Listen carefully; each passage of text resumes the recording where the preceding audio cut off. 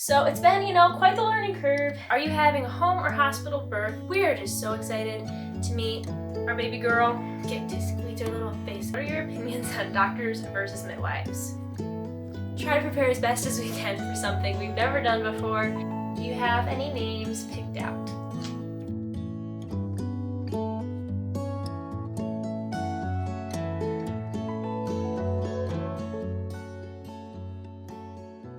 Hello ladies, welcome back to Thankful Thriftiness and welcome to my bedroom, well, my husband in my bedroom, and also currently the laundry room. At least I need to fold some laundry. So I figured, since I literally haven't posted anything baby related, what is Rosie getting? Oh, good gracious, hold on. Okay, I don't know what she was getting into, but it definitely wasn't for her to be getting into, so I retrieved her. She's going to stay in here with us, which I know you're tired anyway, so why don't you just take a nap? Anyways, as I was saying, I was looking through the channel and I realized I haven't published anything remotely baby related since our gender reveal when we found out we were having a little girl. It wasn't a gender reveal party, literally it was just like a, I don't know, 20-second clip saying we're having a baby girl, which we are so thrilled about. Granted, we would have been totally thrilled to have either a boy or a girl. We hope to eventually have both boys and girls. But something about like just being able to shop for little girls' clothes, I don't know, I just feel less clueless with little girls. Maybe it's because I grew up with 3 sisters and didn't have any brothers till I was 17, but I just feel a little bit less clueless. I know I'm still gonna be totally clueless, but at least what I feel right now is a little bit less unprepared with a girl versus a boy. Also, I haven't posted any pregnancy baby updates since I think the middle of my first trimester. So I figured I'd sit down, have a little comfy chat with you guys, refold these clothes. My family was over yesterday and it was so cute. My sweet little brother went through literally every item of baby clothing we've gotten for our little girl. Yeah, every item of clothing, and I don't know if he knows how to fold when he put them away, but he at least put them in the basket, which I will say is pretty impressive for a 4-year-old, so kudos to him, but I'm going to actually fold them now. So right now I am currently 23 weeks and a few days along, which I can't believe we've only got 17 more weeks till we meet our baby. That is just crazy to me, and it's kind of terrifying because I don't feel that prepared, but it's also super exciting. And so, of course, like, we literally cannot wait to meet her. I tell Griffin almost every night, I'm like, why do we have to wait like 4 more months still? 4 more months? Well, that's 5, that's 4, I promise. I have pregnancy brain, but that's 4, I know what 4 is. But yeah, it just feels like a long time when I think about waiting to meet her. But it doesn't feel like such a long time when I think about getting everything prepared.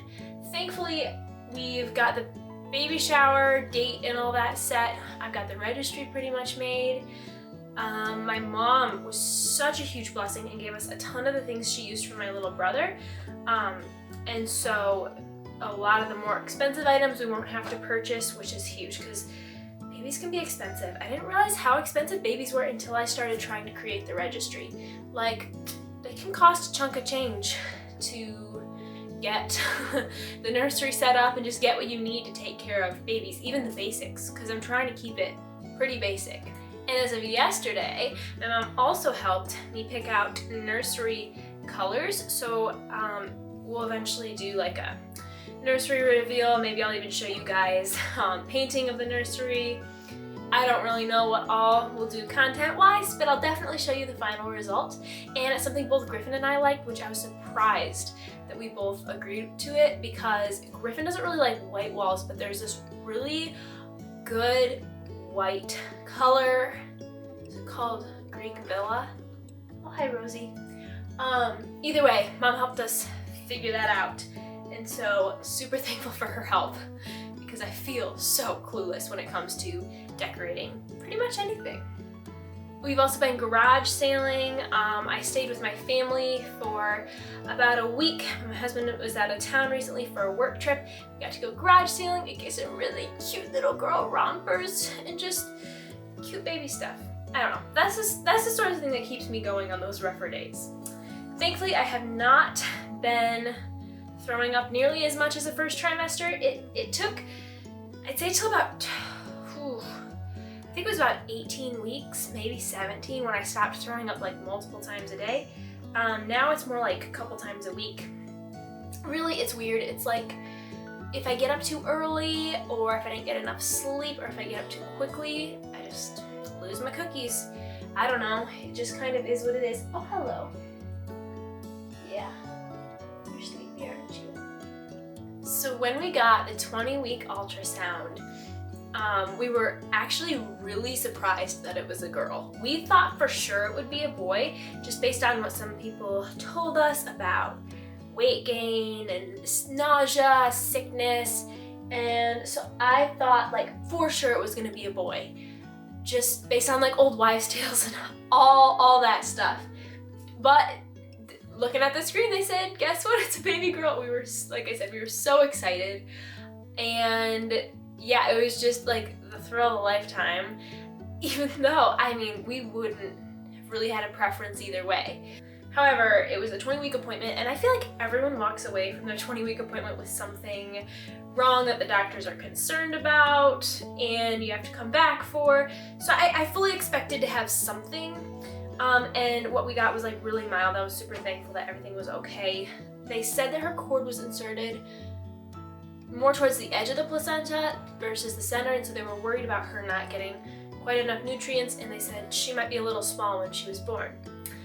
And they asked us to come back in 3 weeks to do a follow-up ultrasound just to see. My little brother had the same issue. They didn't even catch it until he was born, and like looking at the placenta and said, oh, he had marginal cord insertion. And trust me when I say that little boy was and is as healthy as all get out. So we really weren't scared, but we did go back for the follow-up appointment. So little baby girl does not like getting ultrasounds. I started feeling her kicking around, I think, 17 weeks, little tiny fluttery kicks. And then when we had our gender anatomy scan at 20 weeks, it felt like she got a whole new lease on life. She figured out how to kick real hard, real fast. I could tell, I kind of felt bad because I could tell she really didn't enjoy it. She was kicking at the ultrasound machine, just like not too happy. But every time we leave an ultrasound, she learns to kick a whole lot harder and continues to do so. It's really cute, although it can sometimes be painful. But anyway, so for the marginal cord insertion, they did the ultrasound, left the room, came back with a doctor, and the doctor said, well, we're not really worried about the marginal cord insertion anymore. Your baby's in the 90th percentile. Little girl went from the 50th percentile, and then 3 weeks later she was in the 90th percentile. And the comment that the lady made was, yeah, she's got really long legs. And I was looking at my husband thinking, oh, gee, I wonder where that came from. Griffin has really long legs. So I am not at all surprised. But it was just really funny and really cute and really an encouragement, just like, thank you, Lord, that you showed us that her baby is definitely getting the nutrients she needs, and she's gonna be just fine. So of course now they're concerned that she's gonna be too big, which, okay, anything I say on this channel regarding medical stuff, doctors, take with a grain of salt and just as my opinion for my own life. But I'm just not worried because God has taken care of our baby girl up until now and proven that she's healthy and happy. Everything else came back totally fine, which I am so grateful for. So we'll see. I mean, I'll update you guys and let you know how it goes. I mean, of course, selfishly, I mean, it could be difficult having a large baby, but that's okay. We'll deal with it. Our bodies are made to have babies. It's gonna be fine. Speaking of having babies, I posted a YouTube short several days ago and asked if you guys had any questions regarding the pregnancy, regarding the baby, or just anything. And I got a couple questions which I'll answer at this point. The first question we have is, are you having a home or hospital birth, and what are your opinions on doctors versus midwives? Like I said, take my opinion with a grain of salt. I have known healthy babies to be born at home. I've known healthy babies who were born in hospitals naturally, ones who were born in hospitals via C-section, via epidural. Obviously, at the end of the day, the goal is just to have a baby healthfully and that it'll be taken care of, and just honestly to have the baby here and pray that they're healthy. So for our first baby, my husband and I have always wanted to have it at a hospital. Call it fear, call it whatever you want. We live about 40 minutes, maybe 40 minutes away from the hospital. So I just thought for our first kid, just because we have no clue how my body's gonna handle this, we have no clue what we're doing, let's go to the hospital and just to be on the safe side. Which is kind of sad to me because we're studying the Bradley method, and the more I look into it, the more I watch birth videos, hear birth stories, the more I am understanding the value of being relaxed and comfortable where you are. And I am anything but relaxed and comfortable in a hospital. All of the hospital experiences I have not been that great. So if you guys think of it, please pray that we will be able to be fully relaxed in the hospital just to have a better birth so things go well. And just so it's not like a stressful experience. So we looked around and there's like no birthing centers in the area, which is what we were really hoping for, to have obviously skilled midwives there and medical backup, but in a more home-like environment. There was none anywhere near us. I don't even know if there's any really in our state. So we just said we're gonna go to the hospital for this one, and in the future with other children, perhaps if we feel super comfortable with it and it goes super well this time, maybe we'll consider having them at home, and if we happen to live close to a hospital, we'll definitely consider it. Just in case something went wrong, I would prefer to be closer to a hospital than not. My opinion on doctors versus midwives. Before I had the miscarriage, I would have told you midwives, only midwives, no doctors unless I'm dying. However, since then, the doctors at this particular hospital have been so good. Most of them. One was a little, he's I'm sure an amazing doctor, just maybe a little bit more quote-unquote medical than I prefer. I just don't prefer doctors who are super invasive when there's not an absolute need to be, and I don't know. Look at you more like the textbook answer versus more of a holistic look at everything that's going on. And by holistic, I mean the whole person, the whole picture. But yeah, so far the OBs at this hospital have been amazing, which is great because the midwives are short-staffed, and they said there's a good chance that the OB would actually deliver your kid. And I said, no worries whatsoever, they've been amazing. When we had the miscarriage, the OB that came in at the end was so comforting, so kind, and honestly treated us like our kid was more human than anyone else had. So I personally am going with the midwives because midwives generally are, as far as I've heard, again, take this with a grain of salt, can be more trusting of just the birth process, kind of let you do your thing. The OBs, again, generalization from what I've heard, are probably more likely to intervene quicker. And again, I'm not a medical person, this is just from what I've heard. And don't let this influence your decision. Wherever you want to have your baby, have your baby. Next question. Do you have any names picked out? Yes. Baby girl has a name and we are in love with it. I keep almost calling her by her name in this video because we've been purposely calling her by the name we've given her. Just, I don't know. Because I mean, that's what we're going to be calling her when she's here. So might as well. We were going between two names, and one is definitely more of a, not spunky name, but kind of. I don't know. Just when I saw her kicking around that 20-week ultrasound, she just did not seem like a composed, put together little person. She seemed like an active, happy little lady. So I said, that's not that other name we were talking about. That's definitely the one we've chosen. So yeah, we are still in discussion about whether or not we are going to share her name on YouTube.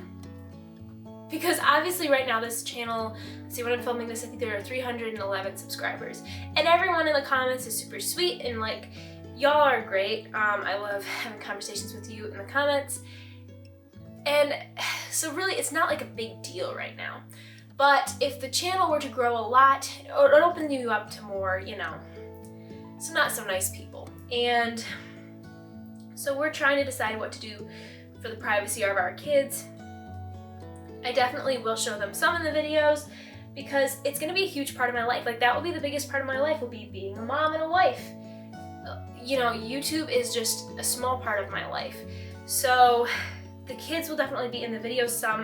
Don't want to make a ton of heavily kid content showing my children. I don't know. It's just, we're still discussing it. But it's a really cute name. We heard it. We were watching a show one time. It's one I had never heard of as like a first name. Apparently it's not as uncommon as I thought it was, but it's still not one you hear every day. So we're super excited. And my guess is we'll end up sharing it. I don't know. We'll let you know. But thank you to those of you who wrote in questions. Yeah, we're just thrilled. Tickled pink, literally. Now is probably a good point to give you a bump date to show you how big baby girl is. She's definitely, like I said, grown a ton in the past month, and it's obvious on the ultrasounds. It's also very obvious on me. So it's been, you know, quite the learning curve figuring out how to dress and like be comfortable moving around with a belly that keeps getting bigger and bigger. But I'm so thankful that she's growing so well.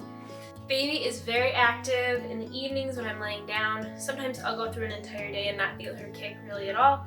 Then I lay down at night and she just goes to town and has a little party. Sometimes to the point where it's actually painful.